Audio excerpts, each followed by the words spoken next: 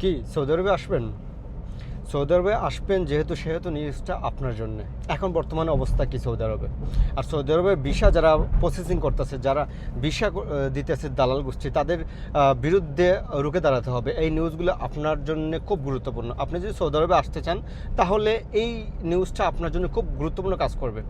যারা মনে করতেছে সৌদি আরবে আসলেই অনেক ধরনের কাজ রয়েছে, কাজ করতে পারবেন, এখন আজকে সব টপিক নিয়ে আজকে কথা বলবো। যদি আপনি সৌদি আরবে আসতে চান তাহলে এইগুলা ফেস করতে হবে। বর্তমানে সৌদি আরবে কী অবস্থা আছে, একামার কী অবস্থা আছে, কার্ড পাবেন কি পাবেন না, সেইগুলো বিষয় নিয়ে আজকে কথা বলবো। আজকের কথাগুলো ইম্পর্ট্যান্ট, কারণ আমি যতটুকু জানি ভিসা নিয়ে যারা কাজ করছে, দালাল যারা আছে, তারা আপনাকে ভিসার কথা কিভাবে বলবে সেগুলো আমি বলে দিচ্ছি। তারা বলবে যে আপনি আসার পরে 3 মাসে আপনি একামা পেয়ে যাবেন, এমনকি তারা কফালা করে দেবে, এমনকি তারা কাজ পাইয়ে দেবে, আর অনেক ধরনের সুবিধা দেখাবে।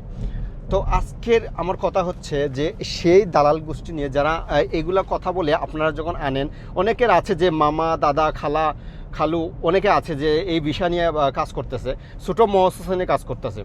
তো আজকের টপিক দিয়ে প্রথম শুরু করি যে যারা ছোটো মহাসেসার কথা বলে মানুষদের 3 মাসের একামা দিবে এরকম বলে বাংলাদেশ থেকে মানুষ আনতেছে।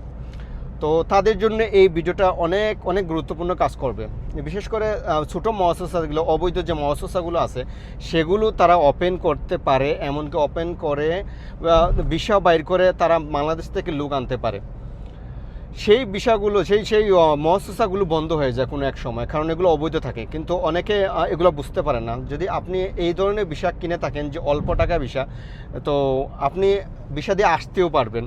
আসার পরে আপনার যেগুলো ফেস করতে হবে, আপনি মনে হয় না যে আপনি 99% মধ্যে মানুষ যারা আছে সৌদি আরবে আসে এই বিষয়গুলো দিয়ে, তারা একামা পায় না।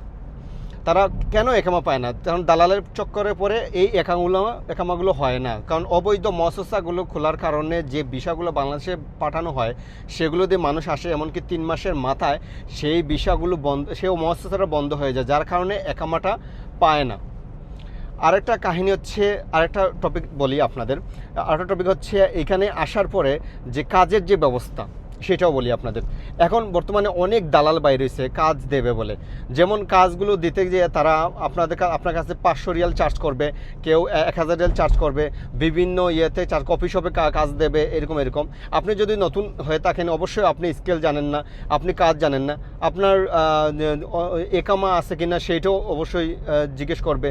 তো আপনি যে কাজ পাবেন কফি শপে, সেখানে প্রথম আপনাকে যে সৌদি নিবে, ধরলাম আপনাকে কফালা করে নিবে, কিন্তু সেই সৌদি প্রথম আপনাকে জিজ্ঞেস করবে যে আপনার একামা আছে